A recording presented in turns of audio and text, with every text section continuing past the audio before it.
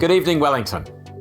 Today, your council agreed a draft 2020-2021 annual plan.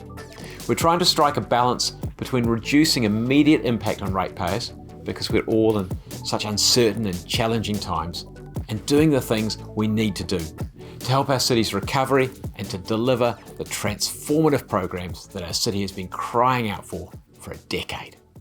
It includes increased funding for our water network, projects such as the new Central City Library network, and finally getting transformative action underway through Let's Get Wellington Moving. The draft includes a 5.1% increase in rates, which is down from the 7% proposed in our long-term plan. Public consultation will take place between the 8th of May and the 8th of June. I'm really conscious that many people, many businesses in our community are being very hard hit by Covid-19. I also know that many people are really fearful about the future. Council itself, as a business, will lose up to $70 million in revenue as a result of the COVID pandemic. We've agreed that we will debt fund this rather than trying to balance our budget and recover those costs now from ratepayers. This is the rainy day. That's also why we pulled back rates increases. It's also why we've already provided for the deferral of rates due in June, and we'll consider targeted rates deferral into the 2020-2021 year. At the same time, we're very conscious of the need to maintain infrastructure and to make progress on key projects to ensure our city comes out of this crisis in good shape. We have a city that we all love and are immensely proud of, and there are places where some TLC is needed.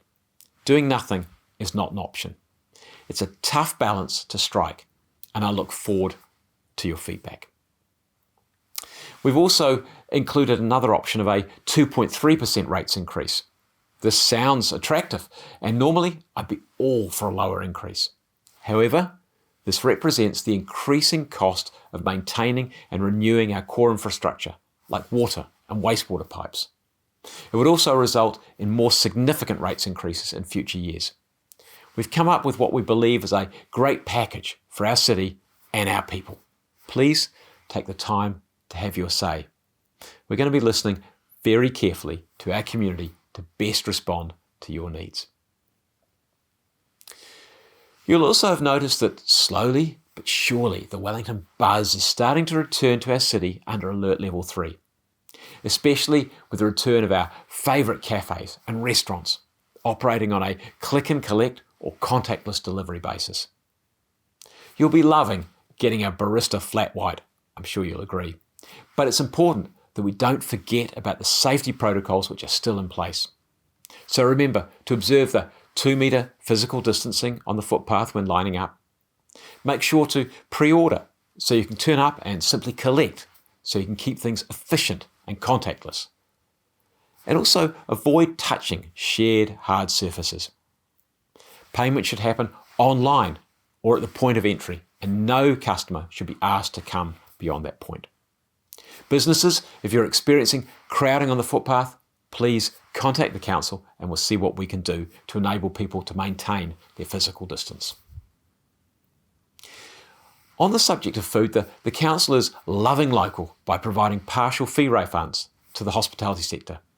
Businesses that have paid a renewal fee for food registration or pavement lease between July 2019 and March 2020 can apply online for a 25% refund. We're legally required to charge, but fees for the current quarter until June have been set at a nominal $1. Any businesses that have paid fees after the 1st of April can apply for a refund. We're also supporting commercial ratepayers to apply to defer their fourth quarter rates without penalty and to pass on these benefits to tenants. I also want to highlight a new tool we're supporting to provide some help to victims of abuse. The Wellington City Council website is now a women's refuge shielded site, and that means anyone can access help from the homepage. As the council, we are wholly committed to supporting the agencies and organisations that help people at risk of family violence. And finally, this weekend will mark the first under Alert Level 3. Enjoy it Enjoy some local exercise with those in your bubble. Enjoy a few takeaways at yours from your favourite local restaurant. But make sure to keep up the social distancing. Please don't slip into bad habits, travel out of the region or break your bubble. It's just not worth it in terms of the potential health and economic consequences. Keep up the great work, everyone, and I'll be back with another update soon.